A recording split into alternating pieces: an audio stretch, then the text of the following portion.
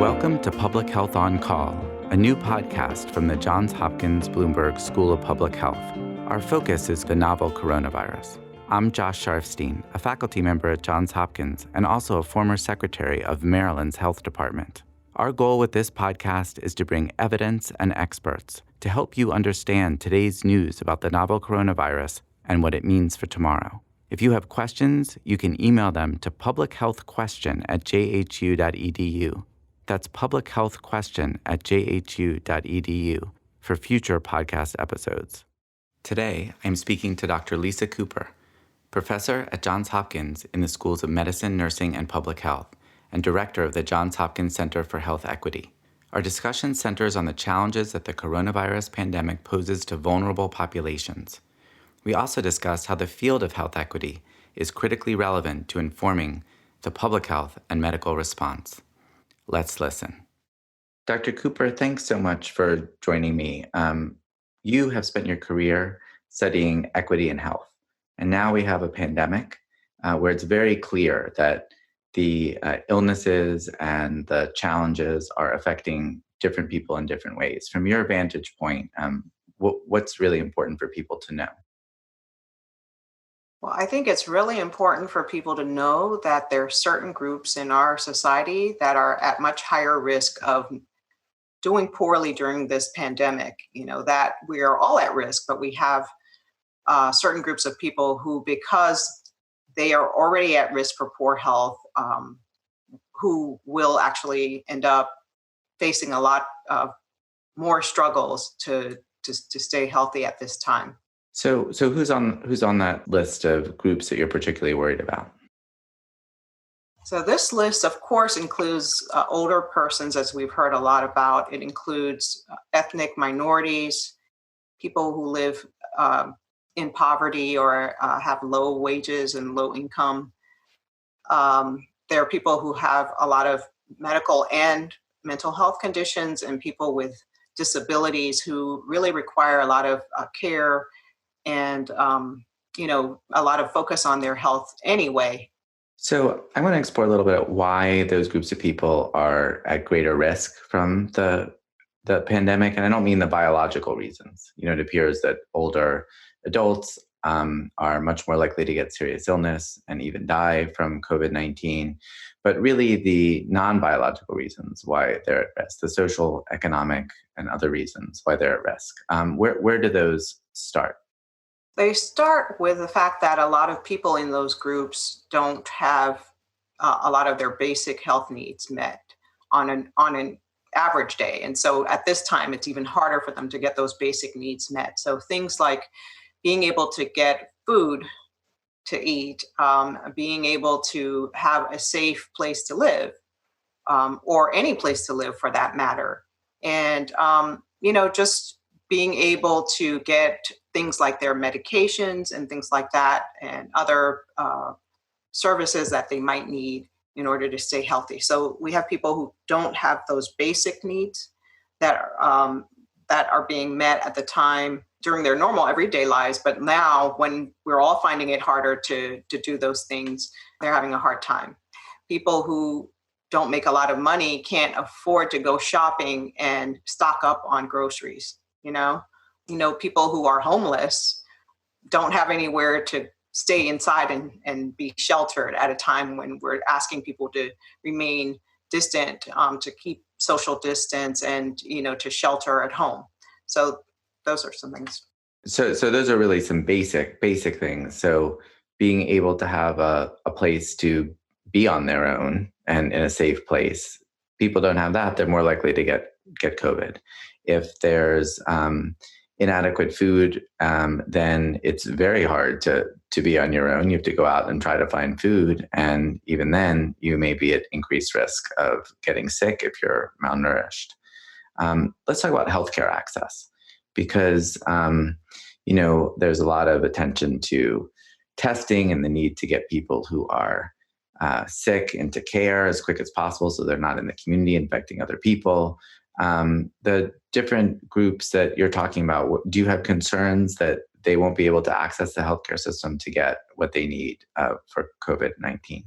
Yes, I really do. I think people who don't have health insurance and don't have a regular primary care provider are going to be struggling to figure out where they can go, where can they turn for help if they feel like they're getting sick and getting symptoms of COVID. There are people who are immigrants who are afraid, for example, of law enforcement coming out to get them, and so they're going to also avoid healthcare at this time. And then, so you have people, you even have young adults, for example, who don't frequently see doctors, who don't have a regular doctor that they can reach out to at this point in time to get advice. So you have lots of people like that. You also have people who work low wage jobs who are afraid to take the time off to go and get healthcare because they're afraid that they're going to lose their jobs. And so they might avoid seeking healthcare because of that. I know you've done a lot of work on trust of the healthcare system and the relationship between different communities and their doctors and their healthcare systems. This is a moment where many hospitals, you can't go through the front door. There's a special door now. People are going to be wearing incredible protective gear. I mean, I think it's going to be a frightening place for people who know hospitals really well at times. How will that play into the ability of different communities to get healthcare when they need it? I think it's going to play a huge role. I mean, so here's why. You mentioned that people might be intimidated by seeing all these, barriers to getting into healthcare facilities, people wearing masks, people wearing hoods over their heads, all those kinds of things. But even before that, I mean, I think just because of this sort of mistrust of institutions, not only of healthcare and research, but also of institutions broadly, based on past experiences of discrimination and even current kinds of experiences of discrimination in the society, people may not even believe the messages that they're hearing on TV or on the radio. I've heard, people asking questions, people from these underserved communities asking questions about whether this disease is real or whether it's some sort of hoax or, there's some sort of conspiracy theory around it, that it was invented in order to make the situation worse for certain groups of people. So people have their mistrust of even the news and what they're hearing about what they ought to be doing. So now we get to talk about what we can do about this. I mean, this is a very serious problem, because if people aren't getting the message, if they're not able to take time off from work when they're sick, if they're not able to stay in a safe place, then the result is more people desperately ill, and the greater chance that the healthcare system that everyone relies on is overwhelmed. So there's a real urgency, maybe even a special urgency now to really address some of these longstanding challenges. What do you think can be done? Where do you start? Wow. Yeah. So it can seem completely overwhelming, but I would say that first of all, it's important for those of us that are in healthcare and in public health to begin to reach out to people from those communities, to reach out to leaders of community-based organizations, to find out what some of the concerns and needs and fears are, and to express our solidarity with them and to be sincere about that. I think that's really important. I think it's important for us to work across sectors. So we need to work with people in housing and work with people in the public safety sector, work with people in the faith sector, use all of those resources that are available to us to try to reach these groups that might not normally be coming into healthcare or public health, but might be experiencing some of the challenges we talked about earlier. And those organizations and sectors may have the ability to access those individuals and those groups much better than the healthcare or public health sector would normally have. So I think it's really important for us to engage in those kinds of conversations with those groups and be respectful, listen, and communicate very frequently and clearly with those groups, and even in many cases use trusted agents. So not necessarily rely on ourselves as being the experts, but also, talk with people who are from those communities and who are familiar with those communities and who have the trust of those communities, and have them to communicate the messages around, disease control and what behaviors people need to engage in and where they can go for help. And would it also be important to work with those groups to figure out ways to meet the needs of people that maybe others haven't thought of at this point? Absolutely. I mean, they can help the health and public health sector figure out how to get food to people where they need it and when they need it. Who needs this help? They can help us identify who is at risk based on where they live for becoming exposed to this disease, and then, even worse, like causing more people to become ill. Now, the healthcare system itself is a special challenge because you can't really have visitors, because they're really cutting down on visitors to reduce the chance that the whole, hospital gets contaminated. So there are people who may wind up in, not only very unusual circumstances, but very lonely as well, very, very isolated. What do you think healthcare systems can do to address this, to be, demonstrating compassion and empathy, and making a connection with people who may be quite scared and reluctant to seek help? Right. I mean, I think that's such an important point. And I think one of the first things we can do is to listen to people, and is to show them that we actually care and are hearing their concerns. And, again, sort of, I think reinforcing with them that the policies that are in place right now are difficult, and acknowledging what a difficult time it is, being empathetic to people's fears and concerns, validating that.